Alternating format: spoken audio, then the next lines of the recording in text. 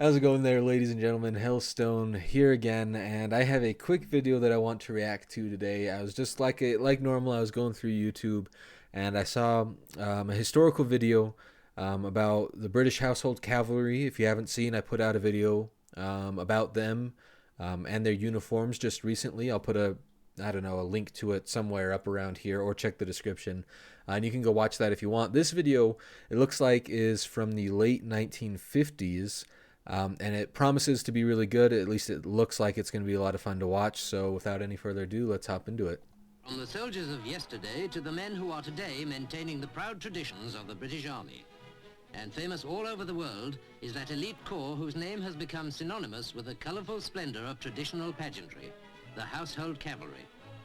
And to find some of the reasons that make them incomparable on the parade ground, we take a look behind the scenes at Knightsbridge Barracks. Okay, if somebody can tell me, that fellow in the back that's swinging a bag around his head, what is he doing? Somebody let me know. That'd be great.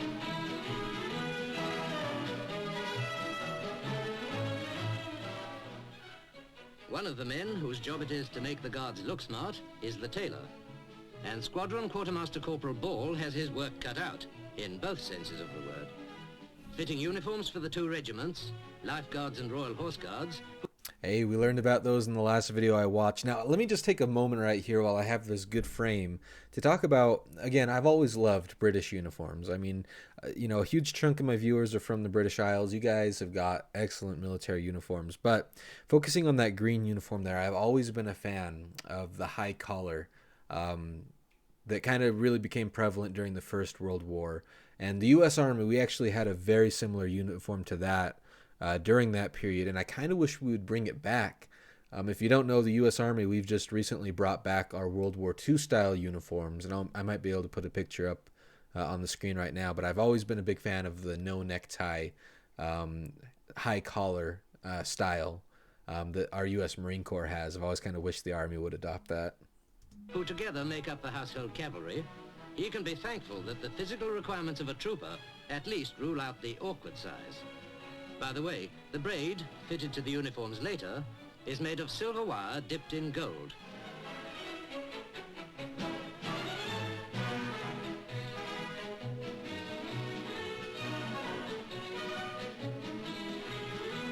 Now, I've seen videos of tailors before, and if somebody could let me know what's the purpose of the white markings that he's putting on there. I mean, obviously, I'm sure it has something to do with finding precise measurements, but like up above his chest there where it looks like there's an X or a triangle, like what's the point of that? Another important cog in this wheel of efficiency is the armourer, Corporal Major Hewson, who might have to repair anything from a faulty bit to a dented helmet.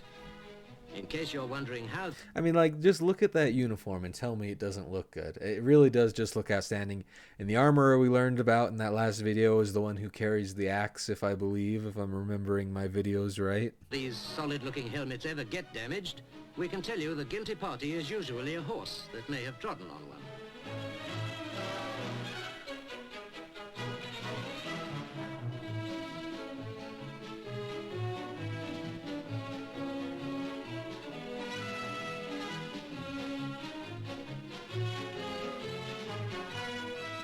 In this atomic age, when most military training is conducted with a view to modern warfare, scenes like this are reminiscent of the 17th century, when the two regiments were founded.